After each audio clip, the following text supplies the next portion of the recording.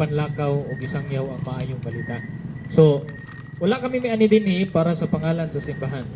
Kundi may ani kami dinhi para sa pangalan ni Jesucristo lang, no? So, daghang salamat o salamat po sa kay pastor, no? Sa iyaha mismo po nga pagdawat. Simple lamang kami nagapalabas sa pelikula o kini nagasaysay lamang kita mahitungod sa ebanghelyo o di kaya mahitungod sa maayong balita. Kini mahitungod kini kang Ginoong Jesucristo nga mismo iyang gihatag ang iyang kinabuhi para nimo para nato. O kining paghatag ni Jesus sa iyang kinabuhi para natong tanan tungod kini sa iyahang dakong gugma para kanato. Ang pangutana, ang ayan batang igugmaon sa Dios. Diba? Apan, kitang tanan, dilita ang ngayon igugmaon sa Dios. Apil na ko ni ana.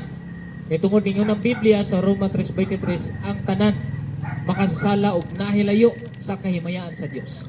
Ang kahimayaan sa Dios mao ni iyang pagkamatarong. Pagkamatarong but pasabot wala say sala.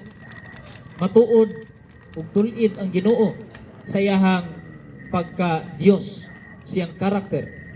Ikaw ga ko makasasala. Ingon ang Biblia sa Roma 6:23, ang bayad sa sala kamatayon.